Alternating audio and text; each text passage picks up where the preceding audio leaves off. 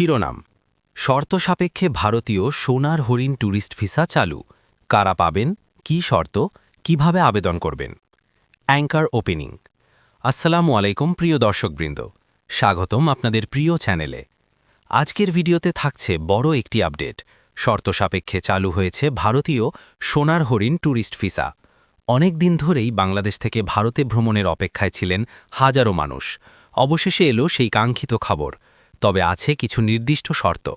আজকের এই প্রতিবেদনে জানাবো কারা আবেদন করতে পারবেন কি কাগজ লাগবে কতদিনের ভিসা মিলবে এবং কিভাবে আবেদন করবেন কোন দেশের ভিসা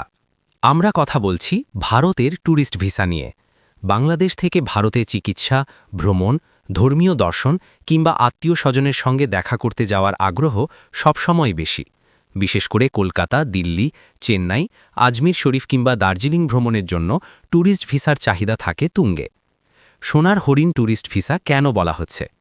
অনেকেই এই ভিসাকে সোনার হরিণ বলছেন কারণ দীর্ঘ সময় বন্ধ বা সীমিত থাকার পর পুনরায় চালু হওয়ায় এটি এখন অত্যন্ত কাঙ্ক্ষিত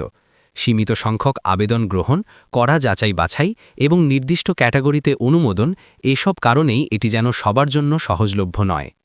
কি শর্তে চালু হয়েছে এবার আসি মূল শর্তগুলোতে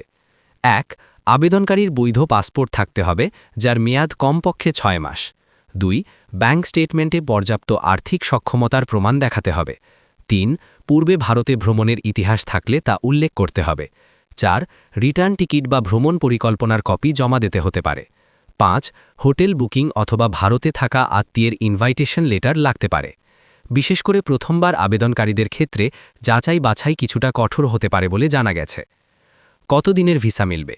সাধারণত ৩০ দিন থেকে ৯০ দিনের সিঙ্গেল বা মাল্টিপল এন্ট্রি ট্যুরিস্ট ভিসা দেওয়া হতে পারে তবে এটি সম্পূর্ণ নির্ভর করবে আবেদনকারীর প্রোফাইল ও ইমিগ্রেশন অফিসারের সিদ্ধান্তের ওপর কোথায় আবেদন করবেন বাংলাদেশে ভারতীয় ভিসা প্রসেসিং পরিচালনা করে ইন্ডিয়ান ভিসা অ্যাপ্লিকেশন সেন্টার আবেদনকারীদের অনলাইনে ফর্ম পূরণ করে নির্দিষ্ট সেন্টারে বায়োমেট্রিক ও কাগজপত্র জমা দিতে হবে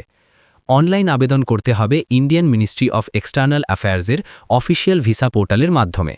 কোনো দালাল বা তৃতীয় পক্ষের মাধ্যমে আবেদন না করার জন্য পরামর্শ দেওয়া হচ্ছে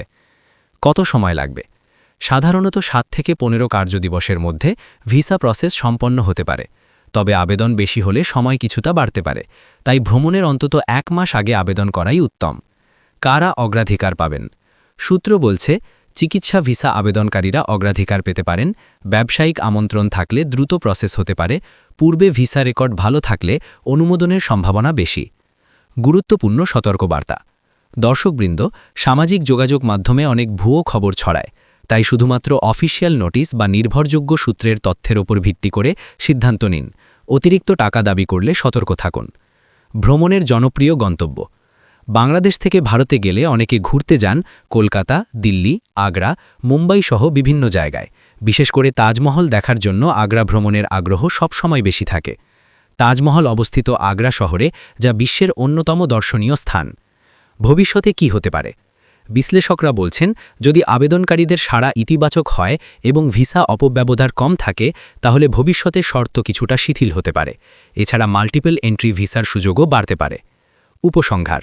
সব মিলিয়ে বলা যায় ভারতীয় সোনার হরিণ ট্যুরিস্ট ভিসা চালু হওয়া বাংলাদেশের ভ্রমণ পিপাসু মানুষদের জন্য বড় সুখবর তবে আবেদন করার আগে সব শর্ত ভালোভাবে জেনে সঠিক কাগজপত্র প্রস্তুত করে আবেদন করুন অ্যাঙ্কার ক্লোজিং প্রিয় দর্শক এই ছিল আজকের আপডেট ভিডিওটি ভালো লাগলে লাইক কমেন্ট ও শেয়ার করতে ভুলবেন না আর নিয়মিত ভিসা সংক্রান্ত সর্বশেষ খবর পেতে সাবস্ক্রাইব করে রাখুন আল্লাহ হাফেজ